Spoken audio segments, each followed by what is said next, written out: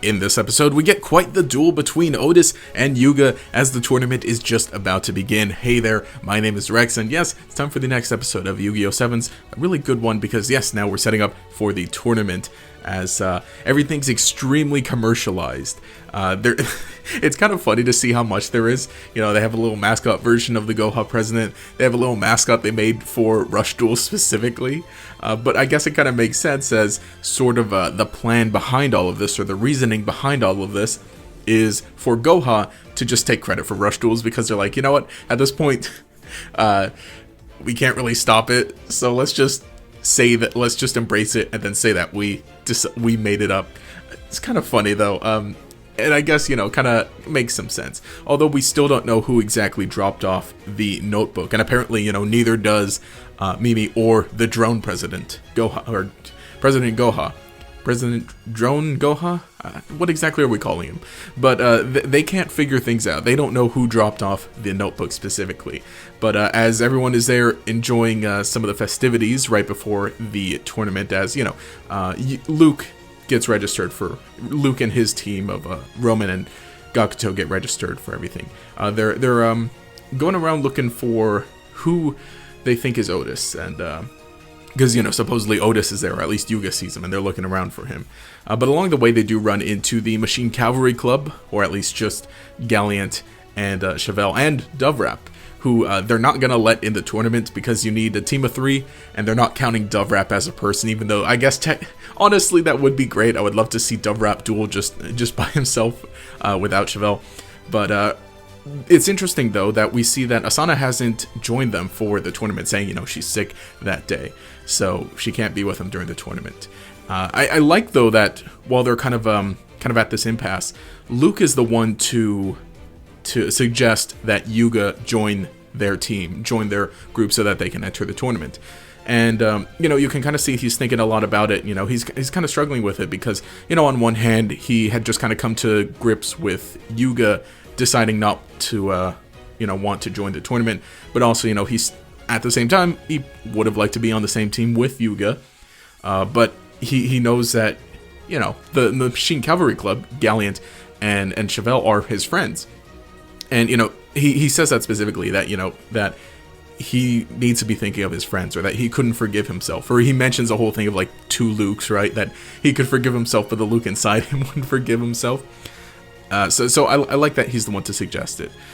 You know, they don't exactly go through it completely, because in all of this, as a whole audience gathers around them, basically all of Yuga's fans, for being the kid who supposedly invented Rush Duels, and then now also Otis shows up, apparently in the flesh too, not just a hologram. So, you know, he has been around for this time, because, you know, we had only ever seen him as a hologram. So I think there was, you know, a few ideas or discussions of like, you know, is he alive at the other end of that hologram, or is that hologram something that he made and left behind to run everything? So it seems, yes, definitely he's alive. He's still there. He's still around.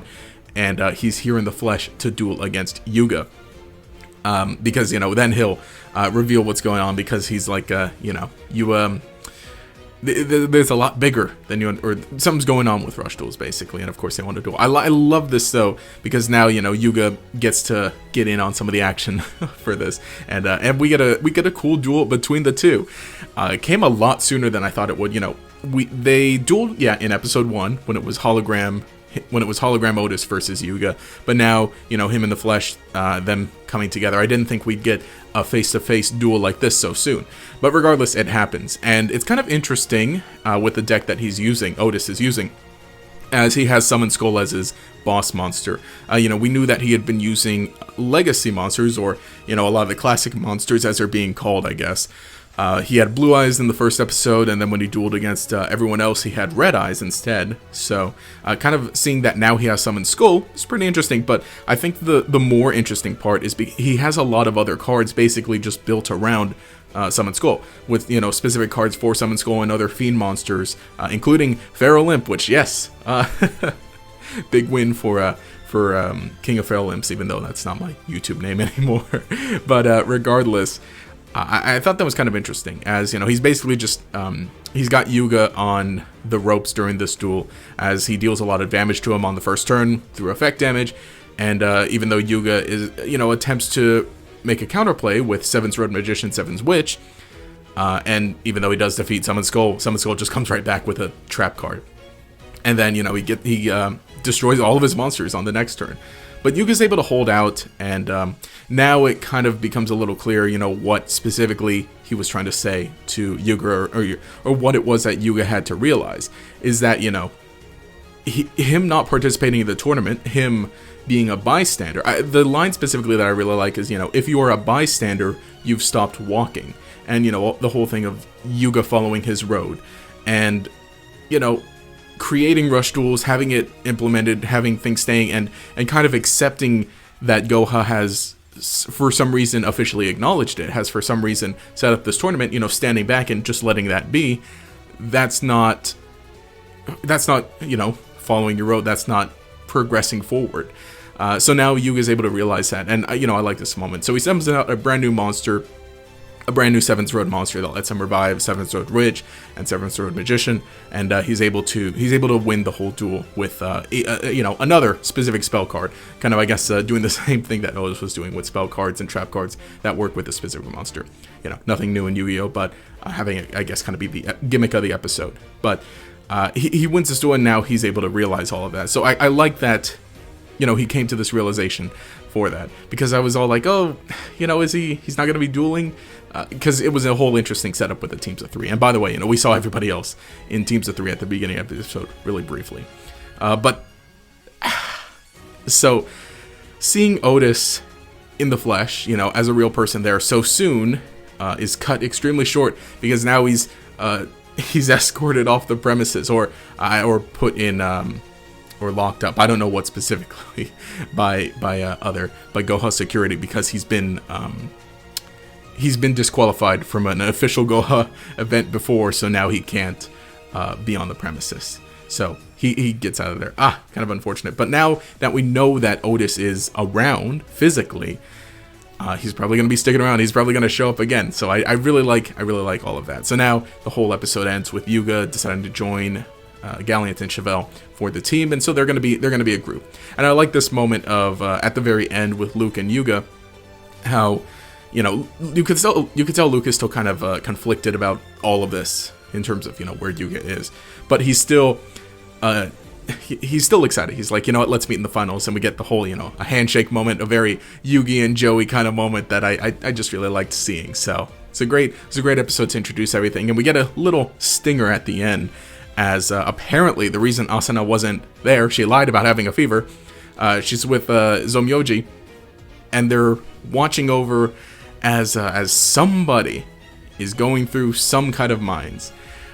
This guy, I think he says they're double six from, and that they're going to take over Goha. He's got like a Goha kind of helmet, so it seems like there are people inside Goha wanting to take over with all of this. And what they're doing digging, I suspect they're probably they probably figured something out with all of the maximum monsters in terms of how they got them. So I wonder if maybe they're but then again, if you're part of Goha, then technically couldn't you make other ones? Or maybe, you know, maybe because these people are trying to take over Goha from the inside without the rest of them knowing, maybe they're trying to dig up cards for maximum monsters, or maybe they're trying to dig up some of the other materials in like the older dual discs, potentially, like the Gohanium, that, you know, that metal that could potentially be more important that we know about. So what exactly, I mean, you know, and the fact that whoever this group is, you know, in the mines, that's directly in the territory of the Machine Cavalry Club, because, you know, they're kind of in charge of everything. So it makes sense that Asuna is you know, gonna be watching over them. We're gonna be confronting them. We're investigating what's going on. The gears are turning, but at least the tournament's in motion, so that's gonna be pretty cool to see. But I thought it was a great episode. Again, great to have Otis there. Otis dueling against Yuga. But let me know what you think in the comments below. Do you enjoy this episode? What do you think is going to be going on going forward? Thoughts and ideas? Always love reading those comments. But if you enjoyed the video, remember to leave a like and subscribe to show your support. You can enable notifications by clicking that bell icon next to the subscribe button. It'll make sure you see each new video as it comes out. Anyway, this has been Rex. Have a nice day.